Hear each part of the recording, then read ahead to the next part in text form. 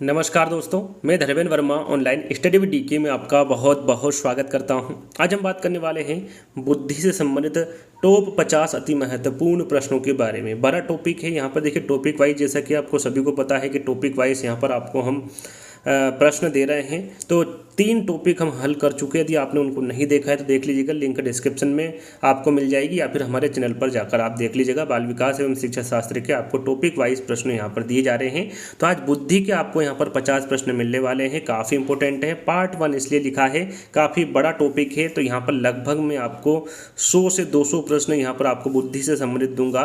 तो यहाँ पर पार्ट 1, पार्ट 2, पार्ट 3, पार्ट 4 ऐसे बुद्धि से संबंधित प्रश्न आपको मिलेंगे। इसमें आपको 50 प्रश्न मिलेंगे जो कि काफ़ी इंपॉर्टेंट रहेंगे। तो आपको स्किप नहीं करना है, वीडियो को पूरा देखना है और अंत में हमें जरूर बताना है कि आज का जो वीडियो है वो आपको कैसा लगा। जो इंपॉर्टेंट फैक्ट है यहाँ पर मैं आपको बता दूं, सबसे पहले आपको क्या करना है, वीडियो को लाइक करना है, शेयर करना है और चैनल को सब्सक्राइब कर लेना है। शुरुआत करते हैं। शुरुआत करने से पहले जो इंपॉर्टेंट फैक्ट है जहाँ पर बच्चे अधिकतर गलती करते हैं वो मैंने यहाँ पर 10 पॉइंट लिए हैं जो बुद्धि से सम्मिलित होंगे। शुरू से मैंने शुरुआत की। यदि आपने ये अच्छे से समझ लिया तो इससे सम्मिलित आपको प्रश्न भी आगे देखने को मिलेंगे, और जो नहीं मिले प्रश्न वो आप यहीं पर अच्छे से समझ लीजिएगा। तो 10 पॉइंट मैं आपको बताऊंगा, अच्छे से समझिएगा। 1985 से बुद्धि की जो शुरुआत हुई थी वहीं से मैं आपको बताऊंगा, और आपको एक एक फैक्ट आपको बताऊंगा जिसके बारे में आपको जानकारी होना चाहिए। यहाँ पर देखिए सबसे पहले पूछा जाता है कि सर्वप्रथम जो बुद्धि शब्द का प्रयोग है वो किसके द्वारा किया गया था और कब किया गया था। इंपॉर्टेंट है। पहला प्रश्न है, आप प्रश्न जैसा इसको मान सकते हैं और हल कर सकते हैं। तो यहाँ पर देखिए सर्वप्रथम जो बुद्धि शब्द का प्रयोग किया था वो किसके द्वारा किया गया था, फ्रांसीसी गाल्टन के द्वारा किया गया था। यदि सन पूछे कब किया गया था तो 1885 में किया गया था। इंपॉर्टेंट है, सारे के सारे फैक्ट अच्छे से याद कर लीजिएगा। यहाँ पर दूसरा फैक्ट आपका कि 1990 में, यहाँ पर देखिए 85, 90, 1890 इस प्रकार से मैंने पॉइंट रखे गए हैं ताकि आपको सरलता से याद हो जाए।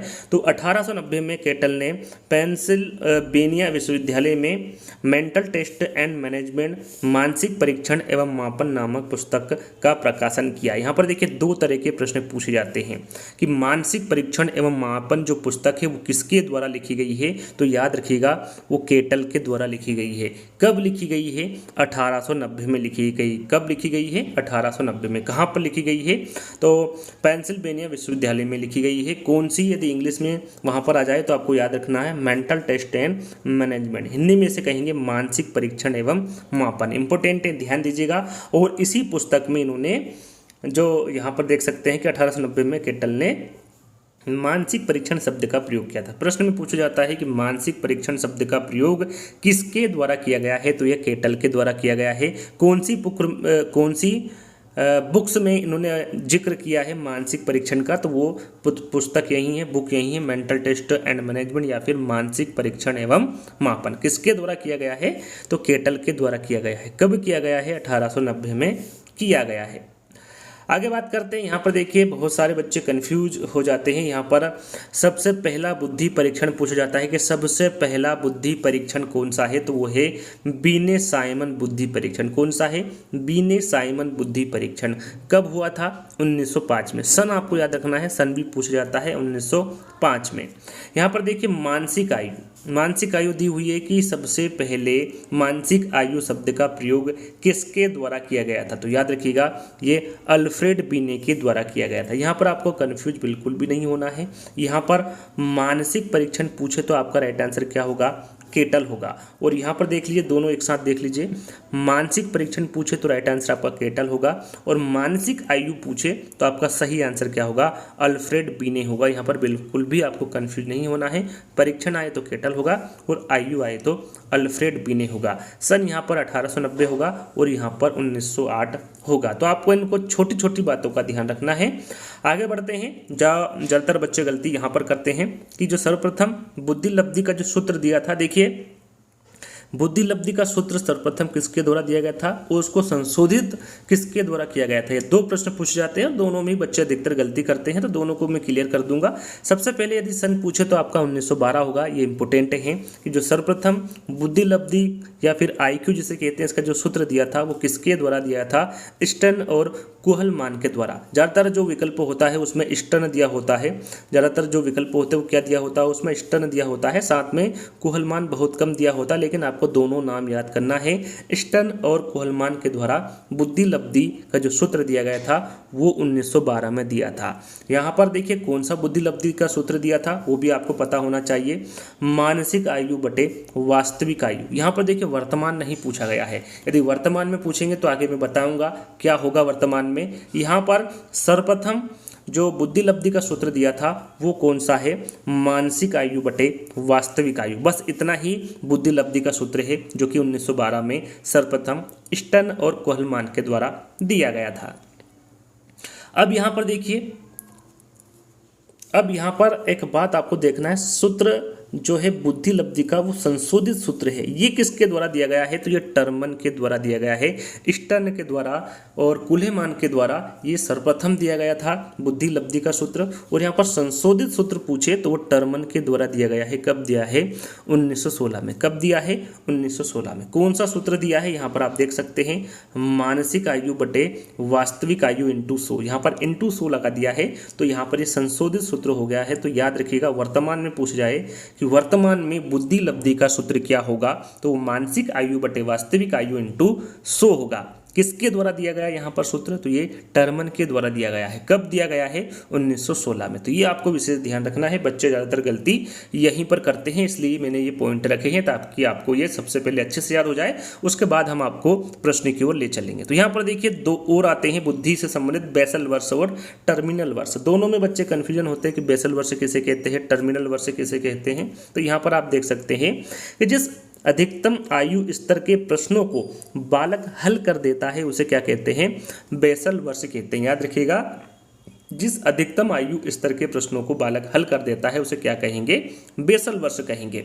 और जिस आयु स्तर के प्रश्नों को बालक हल नहीं कर पाता है उसे टर्मिनल वर्ष कहा जाता है। जिसको कर देता है उसे बेसल वर्ष कहते हैं, जिसको नहीं करता है उसे टर्मिनल वर्ष कहते हैं। ये प्रश्न भी एग्जाम में पूछे जाते हैं। तो ये 10 पॉइंट मैंने आपको दिए हैं, इनको एक बार और देख लीजिएगा और अच्छे से याद कर लीजिएगा। कुछ प्रश्न इसी में से आएंगे और बाकी के नहीं आएंगे, तो आपको 10 प्रश्न अच्छे से याद कर लेना है। यदि आपको ये वीडियो पसंद आ रहा है तो वीडियो को लाइक करना है, जितने भी आपके पास में ग्रुप है सबको शेयर करना है और चैनल को फटाक से सब्सक्राइब कर लेना है। तो शुरुआत करते हैं। यहाँ पर देखिए पहला प्रश्न है आपका कि भारत में प्रथम बुद्धि परीक्षण किसके द्वारा किया गया था। काफ़ी इंपॉर्टेंट प्रश्न है, भारत में पूछा गया है, ये ध्यान दीजिएगा। पूछा कहाँ पर गया है, भारत में। भाटिया, उषा मेहता, लज्जा शंकर झा या फिर C.H. राइस। आपका सही आंसर होगा C.H. राइस। याद रखिएगा भारत में जो प्रथम बुद्धि परीक्षण किया गया था ये C.H. राइस के द्वारा किया गया था। कब किया गया था, सन आगे आएगा दूसरे प्रश्न में, फिर भी मैं यहाँ पर आपको बता देता हूँ, 1922 में। याद रखिएगा भारत में जो प्रथम बुद्धि परीक्षण हुआ था ये 1922 में हुआ था। किसके द्वारा किया गया था, C.H. राइस के द्वारा किया गया था।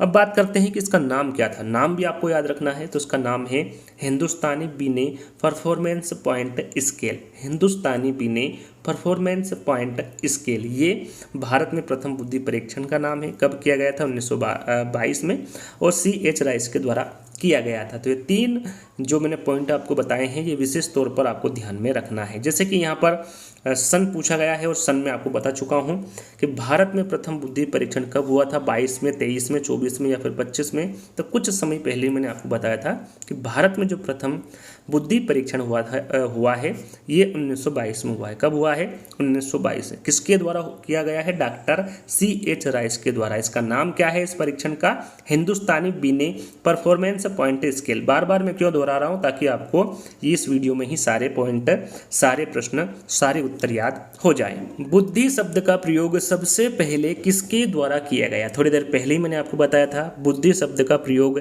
सबसे पहले किसके द्वारा किया गया, बीने के, साइमन के, गाल्टन के या फिर गेने के। तो ये बुद्धि शब्द का जो प्रयोग है सबसे पहले किसके द्वारा किया गया था, गाल्टन के द्वारा किया गया था। थोड़ी देर पहले मैंने सन भी आपको बताया था, तो कमेंट्स के माध्यम से बताना है कि बुद्धि शब्द का प्रयोग सबसे पहले कब किया था। जैसे गाल्टन के द्वारा किया गया था, लेकिन कब किया था ये मैं आपको शुरू में बता चुका हूँ, तो ये कमेंट्स के माध्यम से आपको बताना है। दूसरा प्रश्न है प्रथम बुद्धि परीक्षण किसने किया। यहाँ पर देखिए प्रथम बुद्धि परीक्षण किसके द्वारा किया गया पूछा गया है। टर्मन के द्वारा किया गया है, अल्फ्रेड बीने व साइमन के द्वारा किया गया है, C.H. राइस के द्वारा या फिर गेने के। प्रश्न को आपको ध्यान से पढ़ना है। प्रथम बुद्धि परीक्षण किसके द्वारा किया गया, तो याद रखिएगा ये अल्फ्रेड बीने व साइमन के द्वारा किया गया। अब कौन सा किया गया ये आगे आपको प्रश्नों के माध्यम से बताया जाएगा। आपको ध्यान रखना है प्रथम बुद्धि परीक्षण अल्फ्रेड बीने व साइमन के द्वारा किया गया। मानसिक परीक्षण शब्द का प्रयोग किसके द्वारा किया गया, इसके बारे में भी आपको बता चुका हूं। केटल, गाल्टन, गेने या फिर साइमन। राइट आंसर आपका होगा केटल। मानसिक परीक्षण शब्द का जो प्रयोग है ये केटल के द्वारा किया गया। मानसिक आयु का प्रयोग किसके द्वारा किया गया ये आपको कमेंट्स के माध्यम से बताना है, क्योंकि मैं ये आपको बता चुका हूँ और ये छठे प्रश्न में भी आया हुआ है। छठा प्रश्न आप देख सकते हैं कि मानसिक आयु शब्द का प्रयोग किसके द्वारा किया गया, स्टर्न, गाल्टन, साइमन या फिर बीने। राइट आंसर आपका छठे का होगा बीने। यहाँ पर देखिए थोड़ी देर पहले मैंने आपको बताया था मानसिक परीक्षण का जो प्रयोग है वो किसके द्वारा किया गया था, केटल के द्वारा। मानसिक आयु शब्द का प्रयोग किसके द्वारा किया गया है, तो ये बीने के द्वारा किया गया है। चलिए सातवां प्रश्न है आपका, C.H. राइस ने बीने साइमन बुद्धि परीक्षण का भारतीय अनुकूलन किया तथा परीक्षण का क्या नाम रखा। पहले प्रश्न में मैंने कब किया, किसके द्वारा किया गया और उस परीक्षण का क्या नाम था, तीनों के बारे में आपको जानकारी दी थी। यदि आपने वहां पर ध्यानपूर्वक सुना होगा तो यहाँ पर आसानी से आप आंसर बता सकते हैं। राइस स्केल है, बीने फॉर्मेट है, हिंदुस्तानी बीने परफॉर्मेंस पॉइंट स्केल है या फिर हिंदुस्तानी बीने स्केल है। तो शुरू में मैंने आपको बताया था हिंदुस्तानी बीने परफॉर्मेंस पॉइंट स्कूल। यहाँ पर तीसरा वाला विकल्प आपका सही होगा, ये नाम था परीक्षण का। अगला प्रश्न है आठवां, बुद्धि परीक्षण में मानसिक आयु शब्द बीने ने कब जोड़ा। जैसा कि मैंने आपको बताया था मानसिक आयु शब्द का जो सर्वप्रथम प्रयोग किया था वो बीने के द्वारा किया गया था। सन भी मैंने आपको बताया था, ध्यान होगा तो यहाँ पर आप लगा सकते हैं 1905, 1906, 1907 या फिर 1908। राइट आंसर आपका होगा 1908। बुद्धि परीक्षण में जो मानसिक आयु शब्द जोड़ा गया था बीने के द्वारा वो 1908 में जोड़ा गया था। अगला प्रश्न है, थॉर्नडाइक ने बुद्धि के कितने प्रकार बताए हैं। थॉर्नडाइक ने बुद्धि के कितने प्रकार बताए हैं, 1, 2, 3 या फिर 4। आपका सही आंसर होगा 3। थॉर्नडाइक ने बुद्धि के कितने प्रकार बताए हैं, 3 प्रकार बताए हैं। पहला है मूर्त बुद्धि, दूसरा है अमूर्त बुद्धि और तीसरा है सामाजिक बुद्धि। ये 3 प्रकार की बुद्धि बताई है थॉर्नडाइक ने। तीनों बुद्धि के बारे में आपको जानकारी होना चाहिए, क्योंकि प्रश्न इस प्रकार से भी पूछा जा सकता है कि थॉर्नडाइक ने जो बुद्धि बताई है उसमें से कौन सी बुद्धि नहीं है। 3 दे देंगे और एक विकल्प ऐसा देंगे जो कि थॉर्नडाइक ने जो बुद्धि के प्रकार बताए हैं वो उसमें नहीं होगा। तो इस प्रकार के प्रश्न भी आगे आपसे पूछे जाएंगे, तो आपको ध्यान देना है। मूर्त बुद्धि, अमूर्त बुद्धि और सामाजिक बुद्धि, ये 3 प्रकार की बुद्धि थॉर्नडाइक द्वारा बताई गई है। 10वां प्रश्न है, बुद्धि सीखने की योग्यता है। यहाँ पर जो कथन है ये किसके द्वारा दिया गया है, स्पीयरमैन, स्टर्न, टर्मन या फिर बकिंघम। तो बुद्धि सीखने की योग्यता है, यहाँ पर जो कथन दिया गया है ये बकिंघम के द्वारा दिया गया है। तो तीसरा वाला विकल्प आपका सही होगा।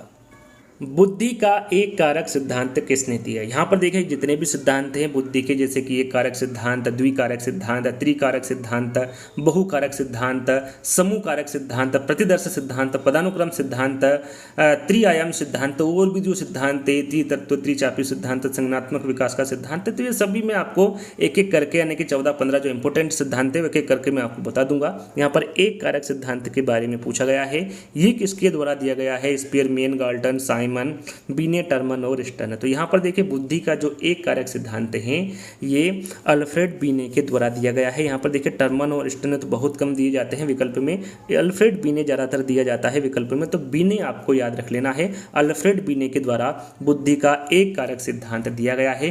कब दिया गया है, तो ये 1911 को दिया गया है। कब दिया गया है, 1911 को दिया गया है। और ये बीने कहाँ के रहने वाले थे, तो ये फ्रांस के रहने वाले थे। याद रखिएगा जो एक कारक सिद्धांत हैं इसे एक खंड का सिद्धांत, एक तत्व का सिद्धांत, एक घटक का सिद्धांत, एक इकाई का सिद्धांत और निरंकुशवादी सिद्धांत के नाम से भी एक कारक सिद्धांत को इस नाम से भी जाना जाता है। यहाँ पर देखिए एक प्रश्न और पूछा जाता है कि बुद्धि का सबसे प्राचीन सिद्धांत कौन सा है। ऐसा प्रश्न एग्जाम में पूछा जाता है कि बुद्धि का प्राचीन सिद्धांत कौन सा है, तो वो एक कारक सिद्धांत। याद रखिएगा, एक कारक सिद्धांत ये बुद्धि का प्राचीन सिद्धांत है, तो ये आपको ध्यान में रखना है। चलिए, किसने एक कारक सिद्धांत को निरंकुशवादी सिद्धांत माना है। जैसा कि मैंने आपको बताया था कि एक कारक सिद्धांत को निरंकुशवादी सिद्धांत भी कहा जाता है। ये किसके द्वारा माना गया है? जॉनसन, पियाजे, टर्मन या फिरमन। याद रखिएगा, ये जो निरंकुशवादी सिद्धांत माना है ये जॉनसन के द्वारा माना है। किसके द्वारा माना है? जॉनसन ने इस सिद्धांत को निरंकुशवादी सिद्धांत माना है। चलिए आगे बढ़ते हैं। 13वां प्रश्न है, बुद्धि पहचानने तथा सीखने की शक्ति है। यहाँ पर जो कथन दिया गया है ये किसके द्वारा दिया गया है? स्पीरमैन, स्टर्न, गाल्टन या फिर बकिंघम। तो यहाँ पर जो ये कथन दिया गया है ये गाल्टन के द्वारा दिया गया कथन है कि बुद्धि पहचानने तथा सीखने की शक्ति है। चलिए, यहाँ पर जैसे मैंने आपको बताया था कि जो बुद्धि का एक कारक सिद्धांत है वो अल्फ्रेड बीने के द्वारा दिया गया है। यहाँ पर बुद्धि का द्विकारक सिद्धांत पूछा गया है, ये किसके द्वारा दिया गया है? स्पीरमैन, बीने, साइमन या फिर गाल्टन। तो ये जो जो बुद्धि का द्विकारक सिद्धांत है ये किसके द्वारा दिया गया है? तो ये स्पीरमैन के द्वारा दिया गया है। यहाँ पर बुद्धि का द्विकारक से इन्होंने जो द्विकारक बताया है, पहला है जी कारक और दूसरा है एस कारक। यहाँ पर एक और प्रश्न पूछा जाता है त्रिकारक के बारे में कि जो बुद्धि का त्रिकारक सिद्धांत है वो किसके द्वारा दिया गया है? तो याद रखिएगा वो भी स्पीरमैन के द्वारा ही दिया गया है। द्विकारक सिद्धांत और त्रिकारक सिद्धांत ये दोनों ही स्पीरमैन के द्वारा दिए गए सिद्धांत हैं। चलिए 15वां प्रश्न है, जैसा कि मैंने अभी आपको बताया बुद्धि का त्रिकारक सिद्धांत ये किसके द्वारा दिया गया है? तो ये भी स्पीरमैन के द्वारा ही दिया गया है। ये याद आपको रखना है कब दिया गया है। यदि ये पूछे तो आपसे द्विकारक के बारे में पूछे तो वो दिया गया है आपका 1904 में। याद रखिएगा 1904 में द्विकारक सिद्धांत दिया है और 1911 में त्रिकारक सिद्धांत दिया है। ये आपको विशेष रूप से ध्यान रखना है। चलिए, बुद्धि का त्रिआयामी सिद्धांत किसने दिया? थोड़ी देर पहले द्विकारक और त्रिकारक के बारे में आपको बताया था कि स्पीरमैन के द्वारा दिया गया। अब यहाँ पर त्रिआयामी सिद्धांत के बारे में पूछा गया है। मैं आपको यहाँ पर बता दूं कि त्रितत्व का सिद्धांत, त्रिआयामी सिद्धांत, त्रिचापी सिद्धांत और त्रिस्तरीय सिद्धांत ये सभी अलग अलग सिद्धांत हैं और इनके अलग अलग प्रतिपादक या फिर इनको अलग अलग मनोवैज्ञानिकों द्वारा दिया गया है। तो ये आपको विशेष तौर पर ध्यान देना है। यदि त्रिकारक या फिर त्रितत्व सिद्धांत के बारे में पूछे तो वो स्पीरमैन के द्वारा दिया गया है। इसका आंसर मैं थोड़ी देर बाद बताऊंगा, पहले इनके बारे में सुन लीजिए। त्रिचापी सिद्धांत ये किसके द्वारा दिया गया है? तो ये रॉबर्ट स्टनबर्ग के द्वारा दिया गया है। और त्रिस्तरीय सिद्धांत के बारे में पूछे तो ये कैरोल द्वारा दिया गया है। किसके द्वारा? त्रिस्तरीय जो सिद्धांत हैं ये कैरोल द्वारा दिया गया है। अब बात करते हैं प्रश्न की ओर कि जो त्रिआयामी सिद्धांत हैं ये किसके द्वारा दिया गया है? तो याद रखिएगा ये गिलफोर्ड के द्वारा दिया गया है। किसके द्वारा दिया गया है? यह सिद्धांत गिलफोर्ड के द्वारा दिया गया है। त्रिआयामी यानी कि जो 3 आयाम इन्होंने बताए हैं वो कौन कौन से हैं इनके बारे में आपको जानकारी होना चाहिए। पहला है समक्रिया जिसे प्रक्रिया भी कहा जाता है, दूसरा है विषय वस्तु और तीसरा है उत्पादन जिसे परिणाम भी कहा जाता है। ये त्रिआयामी सिद्धांत गिलफोर्ड के द्वारा दिया गया है। बात करते हैं कि जो त्रिआयामी सिद्धांत हैं इसे और किन किन नामों से जाना जाता है इसके बारे में भी आपको पता होना चाहिए। तो याद रखिएगा जो ये सिद्धांत हैं इसे बुद्धि संरचना के सिद्धांत के नाम से जाना जाता है, सक्रिया विषय वस्तु उत्पाद सिद्धांत के नाम से जाना जाता है, बुद्धि का संरचनावादी सिद्धांत के नाम से जाना जाता है, बुद्धि का प्रतिरूप या प्रतिमान सिद्धांत के नाम से जाना जाता है और इसे 3D थ्योरी के नाम से भी त्रिआयामी सिद्धांत को जाना जाता है। एक और प्रश्न पूछा जाता है कि बुद्धि संरचना मॉडल किसके द्वारा दिया गया? तो याद रखिएगा ये गिलफोर्ड के द्वारा ही दिया गया था। कब दिया गया था? 1967 में, 1967 में दिया गया था। ये आपको विशेष ध्यान रखना है। एक और प्रश्न पूछा जाता है कि इसके अंतर्गत यानी कि बुद्धि का जो त्रिआयामी सिद्धांत है जो गिलफोर्ड द्वारा दिया गया है इसमें इन्होंने कितने कारक बताए हैं ये पूछा जाता है। तो याद रखिएगा 120 कारक बताए। कितने? 120 कारक बताए हैं गिलफोर्ड के द्वारा त्रिआयामी सिद्धांत में। तो ये जितने भी मैंने आपको पॉइंट बताए हैं ये आपको ध्यान में रखना है और इन्हें याद कर लेना है।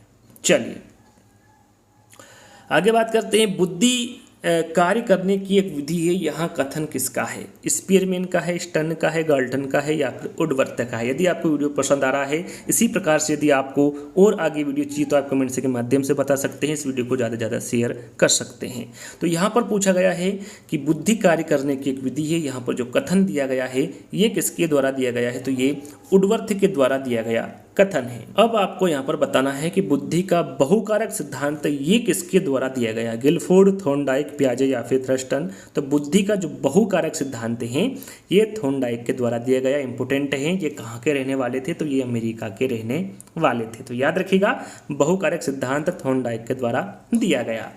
चलिए अगला प्रश्न है, बालू का सिद्धांत बुद्धि के किस सिद्धांत को कहा जाता है? एक कारक सिद्धांत, बहुकारक सिद्धांत, त्रिकारक सिद्धांत या फिर त्रिआयामी सिद्धांत? तो यहाँ पर बालू का सिद्धांत पूछा गया है, तो ये बहुकारक सिद्धांत को कहा जाता है। याद रखिएगा, थोड़ी देर पहले मैंने आपको बताया था कि बहुकारक सिद्धांत किसके द्वारा दिया गया है? तो यह थॉर्नडाइक के द्वारा दिया गया है और इस सिद्धांत को बालू का सिद्धांत भी कहा जाता है। यहाँ पर मैं आपको बता दूं कि इन्होंने अपने सिद्धांत की तुलना बालू के ढेर से की है और इस सिद्धांत को बालू का सिद्धांत या फिर परमाणुवादी सिद्धांत भी कहते हैं। कौन से सिद्धांत को?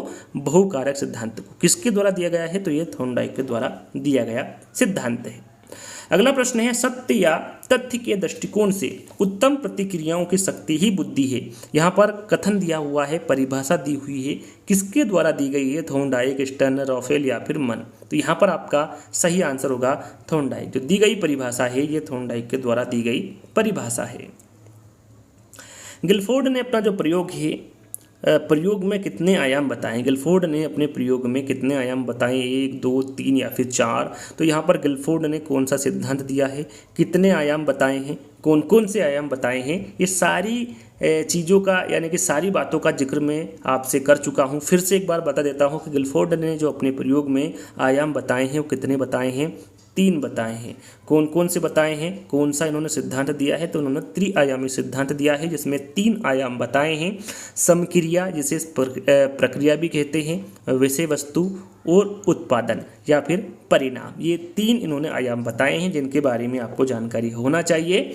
तो आगे बढ़ते हैं। अगला प्रश्न है, निम्न में से कौन सा आयाम गिलफोर्ड के सिद्धांत का नहीं है? अभी मैंने आपको गिलफोर्ड का जो त्रिआयामी सिद्धांत है उनके 3 आयाम जो बताए हैं उनके बारे में आपको बताया है। यदि आपको पता होगा तो आप डायरेक्टली आंसर बता सकते हैं कि प्रबलन। देखिए, समक्रिया, विषय वस्तु और उत्पाद, ये तीनों के बारे में मैंने अभी थोड़ी देर पहले जिक्र किया था। ये तीनों ही जो त्रिआयाम सिद्धांत गिलफोर्ड के द्वारा दिया गया है उस सिद्धांत के अंतर्गत आते हैं। प्रबलन नहीं आता है, तो बी वाला विकल्प आपका सही होगा। अनुभव के अनुसार लाभ उठाने की योग्यता ही बुद्धि है, यह कथन किसका है? बर्ट का, स्टर्न का, डियरबोर्न का या फिर मन का? तो यहाँ पर जो दिया गया कथन है ये डियरबोर्न का कथन है कि अनुभव के अनुसार लाभ उठाने की योग्यता ही बुद्धि है। बुद्धि का समूह कारक सिद्धांत, यहाँ पर देखिए समूह कारक सिद्धांत के बारे में आपको बताना है। ये किसकी द्वारा दिया गया? मैंने शुरू में आपको बताया, एक कारक सिद्धांत अल्फ्रेड बीने के द्वारा दिया गया, द्विकारक त्रिकारक स्पीयरमैन के द्वारा दिया गया, उसके बाद में बहुकारक का सिद्धांत थॉर्नडाइक के द्वारा दिया गया। ये सभी सिद्धांत में थोड़ी देर पहले ही आपको बताया हूँ। यहाँ पर अब समूह कारक सिद्धांत के बारे में आपको बताना है किसके द्वारा दिया गया? गिलफोर्ड, थॉर्नडाइक, पियाजे या फिर थर्स्टन? तो यहाँ पर आपका सही आंसर होगा थर्स्टन। जो बुद्धि का समूह कारक सिद्धांत है ये थर्स्टन के द्वारा दिया गया। कब दिया गया? तो ये 1938 में दिया गया। कब दिया गया? 1938 में दिया गया। एक बात और आपको ध्यान में रखना है कि इस सिद्धांत को प्राथमिक मानसिक योग्यता का सिद्धांत भी कहते हैं। प्रश्न में पूछा जाता है कि प्राथमिक मानसिक योग्यता का जो सिद्धांत है वो किसे कहा जाता है? तो वो थर्स्टन का सिद्धांत समूह कारक सिद्धांत को कहा जाता है। याद रखिएगा, सन भी आपको ध्यान रखना है 1938। बुद्धि इन 4 शब्दों में निहित है: ज्ञान, आविष्कार, निर्देश और आलोचना। यह कथन किसका है? यहाँ पर जो कथन दिया हुआ है ये किसका है? स्पीयरमैन का, बीने का, साइमन का या फिर गाल्टन का? याद रखिएगा, यहाँ पर जो दिया गया कथन है ये बीने का कथन है। किसका कथन है? ये बीने का कथन है। चलिए अगला प्रश्न है तरल ठोस बुद्धि का सिद्धांत। अब यहाँ पर तरल ठोस बुद्धि का सिद्धांत बाकी में अब जिक्र नहीं करूँगा, जो सिद्धांत बता दिया हूँ। यहाँ पर तरल ठोस बुद्धि के सिद्धांत के बारे में आपको बताना है कि ये किसके द्वारा दिया गया, केटल, थॉर्नडाइक, पियाजे या फिर थ्रस्टन। तो यहाँ पर आपका 26 का सही आंसर होगा केटल। याद रखिएगा, इंपॉर्टेंट है। तरल ठोस बुद्धि का जो सिद्धांत है ये केटल के द्वारा दिया गया। कब दिया गया? 1963 में। 1963 में तरल ठोस बुद्धि का सिद्धांत केटल के द्वारा, आरबी केटल के द्वारा दिया गया। अगला प्रश्न है बुद्धि का पदानुक्रम सिद्धांत। अब यहाँ पर आपको बुद्धि का पदानुक्रम सिद्धांत बताना है। ये किसके द्वारा दिया गया? बर्ट, पियाजे, मन या फिर थॉर्नडाइक। तो याद रखिएगा, ये जो दिया गया है ये सिरिल बर्ट। याद रखिएगा, सिरिल बर्ट के साथ में वर्णन का नाम भी आता है। बर्ट के साथ में यदि वर्णन का नाम आए तो भी आप राइट क्लिक कर दीजिएगा, वो सही होगा आपका। सिरिल बर्ट तथा वर्णन के द्वारा ही बुद्धि का पदानुक्रम सिद्धांत दिया गया है। कब दिया गया है? तो ये दिया है 1965 में। कब दिया है? 1965 में दिया गया है। अगला प्रश्न है बुद्धि अच्छी तरह निर्णय करने, समझने एवं तर्क करने की योग्यता है। ये किसके द्वारा दिया गया कथन है? केटल, थॉर्नडाइक, पियाजे या फिर बर्ट। राइट आंसर आपका होगा बर्ट। जो दिया गया कथन है ये सिरिल बर्ट के द्वारा दिया गया कथन है। बुद्धि का क व ख, ये पूछा गया प्रश्न है। क व ख सिद्धांत या फिर ए व बी जो सिद्धांत हैं ये किसके द्वारा दिया गया है? पियाजे, बर्नन या फिर थॉर्नडाइक। तो यहाँ पर जो दिया गया कथन है बुद्धि का क व ख सिद्धांत, ये हेब के द्वारा दिया गया कथन है। बुद्धि का प्रतिदर्श सिद्धांत। यदि आपको ये सिद्धांत यहाँ पर याद नहीं हो रहे हैं तो मैंने एक आपको ट्रिक दी थी, शायद आपने देखी होगी। उसमें लगभग 1.3 मिलियन उसमें व्यू आ चुके हैं, यानी कि लगभग बहुत सारे बच्चे उस वीडियो को देख चुके हैं। यदि आपने उस ट्रिक को नहीं देखा है तो उसको देख लीजिएगा, आपको अच्छे से समझ में आ जाएगा। बुद्धि का प्रतिदर्श सिद्धांत थॉमसन, स्पीयरमैन, साइमन बिने किसके द्वारा दिया गया है? तो याद रखिएगा ये थॉमसन के द्वारा दिया गया है। कब दिया गया था? तो ये 1955 में दिया गया था। कब दिया गया था? 1955 में थॉमसन द्वारा बुद्धि का प्रतिदर्श सिद्धांत दिया गया। अगला प्रश्न है बुद्धि का त्रितंत्र या फिर त्रिचापी का सिद्धांत। इसके बारे में आपको पहले ही बता चुका हूँ कि जो त्रिचापी का सिद्धांत है ये किसके द्वारा दिया गया है। आपको याद रखना है, त्रिचापी सिद्धांत को त्रितंत्र सिद्धांत भी कहते हैं। तो इसे साइमन द्वारा दिया गया, पियाजे, स्टनबर्ग या फिर थॉर्नडाइक। राइट आंसर आपका यहाँ पर होगा रॉबर्ट स्टनबर्ग। याद रखिएगा, रॉबर्ट स्टनबर्ग के द्वारा बुद्धि का त्रितंत्र या फिर त्रिचापी सिद्धांत दिया गया। ये आपको ध्यान में रखना है। अब यहाँ पर देखिए, त्रिचापी या फिर त्रितंत्र का मतलब होता है, इन्होंने 3 तंत्र बताए हैं, 3 घटक बताए हैं स्टनबर्ग ने। कौन कौन से बताए हैं उसके बारे में आपको पता होना चाहिए। पहला है घटकी या फिर विश्लेषणात्मक बुद्धि, चाहे तो घटकी कह लीजिए या फिर विश्लेषणात्मक बुद्धि कह लीजिए। दूसरा है अनुभविक या फिर सृजनात्मक बुद्धि। तीसरा है सांदर्भिक या फिर व्यावहारिक बुद्धि। ये 3 प्रकार के तंत्र या फिर 3 प्रकार के घटक इन्होंने बताए हैं जिनके बारे में आपको जानकारी होना चाहिए। जैसा कि यहाँ पर आप देख सकते हैं, यदि आपको इन तीनों घटकों के बारे में पता होगा तो आसानी से आंसर लगा सकते हैं कि निम्न में से कौन सा घटक स्टनबर्ग का नहीं है। समक्रिया, विश्लेषणात्मक घटक, सृजनात्मक घटक या फिर व्यावहारिक घटक। तो अभी मैंने आपको बताया था विश्लेषणात्मक घटक, सृजनात्मक घटक और व्यावहारिक घटक, ये तीनों ही घटक किसके अंतर्गत आते हैं? स्टनबर्ग के अंतर्गत आते हैं। समक्रिया, समक्रिया ये स्टनबर्ग के अंतर्गत नहीं आता है। ये किसके अंतर्गत आता है? थोड़ी देर पहले मैंने आपको बताया था, ये गिलफोर्ड का जो त्रिआयामी सिद्धांत है, जो उन्होंने 3 आयाम बताए हैं उसमें समक्रिया है। तो ये गिलफोर्ड का जो त्रिआयामी सिद्धांत है उसके अंतर्गत समक्रिया आता है, ना कि स्टनबर्ग के। तो यहाँ पर पहला वाला विकल्प आपका बिल्कुल सही होगा। अगला प्रश्न है बुद्धि आलोचनात्मक ढंग से सोचने की प्रक्रिया है। यहाँ पर जो कथन है ये किसके द्वारा दिया गया है? साइमन, पियाजे, स्टनबर्ग या फिर थॉर्नडाइक। राइट आंसर आपका होगा स्टनबर्ग। जो दिया गया कथन है ये स्टनबर्ग का कथन है। बुद्धि का बहुबुद्धि सिद्धांत किसने दिया? ये भी इंपॉर्टेंट है। बुद्धि का बहुबुद्धि सिद्धांत ये किसके द्वारा दिया गया? साइमन, पियाजे, हार्वर्ड गार्डनर या फिर थॉर्नडाइक। याद रखिएगा, जो बुद्धि का बहुबुद्धि सिद्धांत है ये हार्वर्ड गार्डनर के द्वारा दिया गया। कब दिया गया? 1983 में। कब दिया गया? 1983 में दिया गया। और इन्होंने जो बुद्धि के जो प्रकार बताए हैं वो कितने बताए हैं, इसके बारे में भी आपको पता होना चाहिए। सबसे पहले हावर्ड गार्डनर कहाँ के रहने वाले थे, तो ये अमेरिका के रहने वाले थे। वैसे तो सबसे पहले उन्होंने कितने बताए हैं, 7, फिर 8 बताए, फिर 9 बताए हैं। तो वर्तमान में पूछे तो कितने सिद्धांत कितने बुद्धि के प्रकार बताए हैं, 9 प्रकार बताए हैं। अब 9 प्रकार कौन कौन से हैं उनके बारे में आपको पता होना चाहिए। पहला भाषाई बुद्धि है, दूसरा है स्थानिक बुद्धि, तीसरा है तार्किक बुद्धि, चौथा है शारीरिक गतिक बुद्धि, पांचवा है अंतर्वैयक्तिक बुद्धि, छठा है अंतरावैयक्तिक बुद्धि, सातवां है संगीतात्मक बुद्धि, आठवां है प्राकृतिक बुद्धि और नवा है अस्तित्ववादी बुद्धि। यानी कि 2 जो बाद में जोड़े गए जो प्रकार हैं वो है प्राकृतिक बुद्धि और अस्तित्ववादी बुद्धि। तो इन सभी 9 प्रकारों को आपको ध्यान में रखना है, इनको याद कर लेना है। बुद्धि का लेवल फर्स्ट तथा सेकंड सिद्धांत किसने दिया, या फिर लेवल 1 तथा 2 सिद्धांत ये किसके द्वारा दिया गया, साइमन, पियाजे, वुडवर्थ या फिर जॉनसन। तो यहाँ पर जो दिया गया सिद्धांत हैं ये जॉनसन के द्वारा दिया गया। किसके द्वारा, जॉनसन के द्वारा दिया गया। तो यहाँ पर देखिए, यहाँ पर दे रखा है लेवल फर्स्ट। अब लेवल फर्स्ट का मतलब क्या होता है, तो लेवल फर्स्ट का अर्थ होता है प्राथमिक बुद्धि जो कि वंशानुक्रम पर आधारित होती है। और यहाँ पर लेवल 2 का क्या मतलब होता है, इसका मतलब होता है या फिर अर्थ होता है द्विकारक बुद्धि जो कि वातावरण पर आधारित होती है। जो लेवल फर्स्ट है ये वंशानुक्रम पर आधारित होती है और जो 2 लेवल है ये वातावरण पर आधारित होती है। इस बात का भी आपको विशेष ध्यान रखना है। नवीन परिस्थितियों को झेलने की मस्तिष्क की नमनीयता बुद्धि है, यहाँ कथन किसका है। यहाँ पर जो दिया गया कथन है ये किसका है, गिलफोर्ड का है, मन का है, पियाजे का है या फिर थ्रस्टन का है। तो यहाँ पर जो दिया गया कथन है ये मन का कथन है। तो याद रखिएगा, नवीन परिस्थितियों को झेलने की मस्तिष्क की नमनीयता बुद्धि है, यहाँ कथन मन के द्वारा दिया गया। आर्मी अल्फा परीक्षण कैसा बुद्धि परीक्षण है। यहाँ पर देखिए आर्मी अल्फा परीक्षण के बारे में तो आपने सुना होगा। यहाँ परीक्षण शिक्षित व्यक्तियों के सैनिक चयन हेतु किया गया था। तो यहाँ पर जो परीक्षण है ये कैसा बुद्धि परीक्षण है, व्यक्तिगत शाब्दिक है, व्यक्तिगत अशाब्दिक है, सामूहिक शाब्दिक है या फिर सामूहिक अशाब्दिक है। तो यहाँ पर जो परीक्षण है यह सामूहिक शाब्दिक है। याद रखिएगा, जो आर्मी अल्फा परीक्षण है जो कि शिक्षित व्यक्तियों के सैनिक चयन हेतु किया गया था ये सामूहिक शाब्दिक परीक्षण है। तो तीसरा वाला विकल्प आपका सही होगा।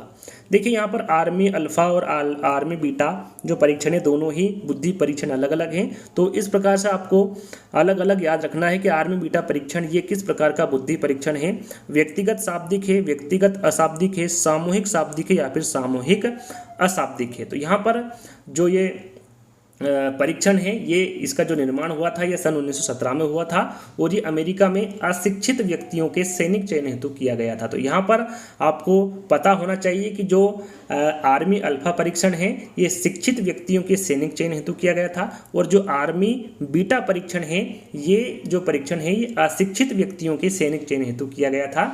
तो यहाँ पर आपको पता होना चाहिए कि जो आर्मी अल्फा परीक्षण है वो सामूहिक शाब्दिक बुद्धि परीक्षण है और यहाँ पर जो आर्मी बीटा परीक्षण है ये सामूहिक अशाब्दिक परीक्षण है, बुद्धि परीक्षण है। तो इसका विशेष ध्यान आपको रखना है।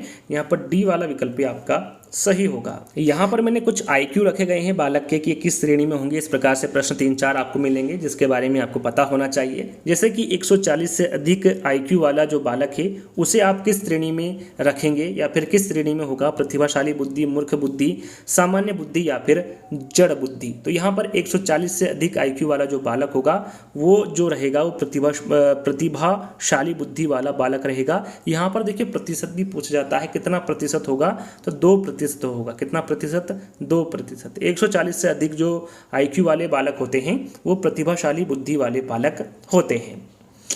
उसके बाद आते हैं 90 से 110। 90 से 110 IQ वाले जो बालक होते हैं उनको आप किस श्रेणी में रखेंगे, प्रतिभाशाली बुद्धि, मूर्ख बुद्धि, सामान्य बुद्धि या फिर जड़ बुद्धि। 90 से 110 तो ये जो होते हैं ये सामान्य बुद्धि वाले बालक होते हैं, जिसे औसत बुद्धि भी कहा जाता है। औसत बुद्धि आए विकल्प में या फिर सामान्य बुद्धि आए, दोनों ही आपके राइट आंसर होंगे। 90 से 110 IQ वाले जो बालक होते हैं वो सामान्य बुद्धि वाले होते हैं और कितने प्रतिशत होते हैं, तो याद रखिएगा ये 50% होते हैं। सामान्यतः कितने होते हैं, 50% होते हैं। 80 से 90। अब 80 से 90 के बारे में बात कर लेते हैं कि 80 से जो 90 वाले आईक्यू वाले बालक होते हैं उनको आप किस श्रेणी में रखेंगे? मंद बुद्धि, मूर्ख बुद्धि, सामान्य बुद्धि या फिर जड़ बुद्धि। तो 80 से 90 के बारे में पूछा गया है, तो इसे आप किस श्रेणी में रखेंगे? मंद बुद्धि वाले बच्चों की श्रेणी में रखेंगे, जिसे पिछड़ी बुद्धि भी कहा जाता है। मंद बुद्धि आए विकल्प में या फिर पिछड़ी बुद्धि आए, दोनों ही आपका सही होगा, दोनों ही विकल्प सही होंगे। प्रतिशत कितना होगा? तो ये प्रतिशत इसका होगा 16%। याद रखिएगा, 80 से 90 आईक्यू वाले जो बालक होते हैं उसे मंद बुद्धि या फिर पिछड़ी बुद्धि वाले बालक की श्रेणी में रखा जाता है। अब बात करते हैं 110 से 120। 110 से 120 आईक्यू वाले बालक ये किस श्रेणी में होते हैं? प्रतिभाशाली बुद्धि, मूर्ख बुद्धि, सामान्य बुद्धि, तीव्र बुद्धि। तो यहाँ पर देखिए, प्रतिभाशाली के बारे में आपको बता चुका हूँ, सामान्य बुद्धि के बारे में बता चुका हूँ। तो मूर्ख बुद्धि और तीव्र बुद्धि दोनों में आपका आंसर छुपा हुआ है। अब कौन सा आंसर होगा 110 से 120 में? तो याद रखिएगा, इसे आप रखेंगे तीव्र बुद्धि में। 110 से 120 वाले जो बालक होते हैं ये तीव्र बुद्धि वाले होते हैं। इसे श्रेष्ठ बुद्धि भी कहा जाता है, प्रखर बुद्धि भी कहा जाता है और उत्तम बुद्धि भी कहा जाता है। यानी कि तीव्र बुद्धि की जगह श्रेष्ठ बुद्धि आ जाए, प्रखर बुद्धि आ जाए या फिर उत्तम बुद्धि आ जाए, आपका सही आंसर होगा। प्रतिशत में बात करें तो इसका जो प्रतिशत होता है वो कितना होता है? 16% होता है। चलिए अगला प्रश्न है, संवेगात्मक बुद्धि का जनक कौन है? यहाँ पर देखिए, संवेगात्मक बुद्धि काफ़ी इंपॉर्टेंट है। संवेगात्मक बुद्धि से काफ़ी प्रश्न पूछे जाते हैं। डेनियल गोलमैन है, बिने है, बेसलर है या फिर वुडवर्थ है। तो याद रखिएगा, संवेगात्मक बुद्धि के जो जनक माने जाते हैं वो डेनियल गोलमैन को माना जाता है। तो डेनियल गोलमैन यहाँ पर आपका सही आंसर होगा। चलिए अगला प्रश्न है, संवेगात्मक बुद्धि शब्द का प्रयोग किसने किया था? यहाँ पर देखिए, प्रयोग के बारे में पूछा गया है कि संवेगात्मक बुद्धि शब्द का सर्वप्रथम प्रयोग किसके द्वारा किया गया था? बेसलर, वुडवर्थ, बिने, डॉक्टर जॉन मेयर तथा पीटर। तो ये किया गया था डॉक्टर जॉन मेयर तथा पीटर। यहाँ पर ध्यान देना है, संवेगात्मक बुद्धि शब्द का प्रयोग किसके द्वारा किया गया था? तो ये जॉन मेयर तथा पीटर के द्वारा किया गया था। स्टैनफोर्ड बीने परीक्षण, स्टैनफोर्ड बीने परीक्षण किसके द्वारा दिया गया था? टर्मन, बीने, बेसलर या फिर वुडवर्थ। ये भी इंपॉर्टेंट प्रश्न है, आपको पता होना चाहिए कि जो स्टैनफोर्ड बीने परीक्षण है ये टर्मन के द्वारा दिया गया। किसके द्वारा दिया गया? टर्मन के द्वारा दिया गया परीक्षण है। व्यक्तिगत बुद्धि परीक्षण ये किसके द्वारा दिया गया? हेली, बीने, बेसलर या फिर वुडवर्थ। तो व्यक्तिगत बुद्धि परीक्षण है ये जो दिया गया था ये अल्फ्रेड बीने के द्वारा दिया गया था। किसके द्वारा? अल्फ्रेड बीने के द्वारा दिया गया था। थॉर्नडाइक के अनुसार बुद्धि का प्रकार नहीं है। जैसा कि मैंने आपको बताया था, 3 प्रकार आपको थॉर्नडाइक के अनुसार बुद्धि के मैंने आपको बताए थे। एक प्रकार नहीं है, वो कौन सा नहीं है? अमूर्त बुद्धि, संवेगात्मक बुद्धि, सामाजिक बुद्धि या फिर गत्यात्मक बुद्धि। तो यहाँ पर आपने यदि 3 प्रकार सुने होंगे, याद रखे होंगे, तो यहाँ पर आप बता सकते हैं संवेगात्मक बुद्धि ये बुद्धि का प्रकार नहीं है। थॉर्नडाइक संवेगात्मक बुद्धि किसके द्वारा दिया गया है? तो ये गोलमैन के द्वारा दिया गया है। थोड़ी देर पहले मैंने आपको बताया था। अगला प्रश्न है, साइमन बुद्धि परीक्षण कितने वर्ष तक के बालकों के लिए था? साइमन बुद्धि परीक्षण ये कितने वर्ष तक के बालकों के लिए था? 2 से 12 वर्ष, 3 से 15 वर्ष, 4 से 12 वर्ष या फिर 5 से 15 वर्ष। तो राइट आंसर आपका यहाँ पर होगा 3 से 15 वर्ष। साइमन बुद्धि परीक्षण ये 3 से 15 वर्ष तक के बालकों के लिए था। अंतिम प्रश्न जो रहेगा आपका 50वां, वो क्यूज के तौर पर आपको दिया जाएगा। आपको उसका आंसर क्यूज के तौर पर यानी कि कमेंट्स के माध्यम से बताना है। तो यहाँ पर आपका सामूहिक बुद्धि परीक्षण शाब्दिक के जो प्रतिपादक है वो कौन है? बीने है, पियाजे है, आर्थर एस ऑर्टिस है या फिर स्टर्न है। तो यहाँ पर जो सामूहिक बुद्धि परीक्षण के जो प्रतिपादक होंगे वो आर्थर एस ऑर्टिस होंगे। यहाँ पर तीसरा वाला विकल्प आपका बिल्कुल सही होगा। जैसा कि मैंने आपको बताया थोड़ी देर पहले कि जो 50वां प्रश्न यानी कि अंतिम प्रश्न है जो क्यूज के तौर पर आपको दिया जाएगा, 50 लिखकर आपको बताना है कि इसका सही आंसर क्या होगा। ए होगा, बी होगा, सी होगा या फिर डी होगा। बुद्धि का विकास कितनी आयु तक होता है? 17 वर्ष, 18 वर्ष, 19 वर्ष या फिर 20 वर्ष। ये आपको कमेंट्स के माध्यम से बताना है कि जो बुद्धि का विकास है ये कितने आयु तक होता है। तो इसके बारे में आपको कमेंट्स के माध्यम से बताना है। तो आज का वीडियो आपको कैसा लगा? ये पार्ट 1 था, 2 आपके लिए जल्दी ही लेकर आएंगे। तो इसके बारे में आपको कमेंट्स के माध्यम से बताना है कैसा लगा, और आपको अगले जो पार्ट है वो कितनी जल्दी चाहिए इसके बारे में भी आपको कमेंट्स के माध्यम से बताना है। तो जल्दी दोस्तों एक नई वीडियो के साथ मिलेंगे, जब तक के लिए धन्यवाद।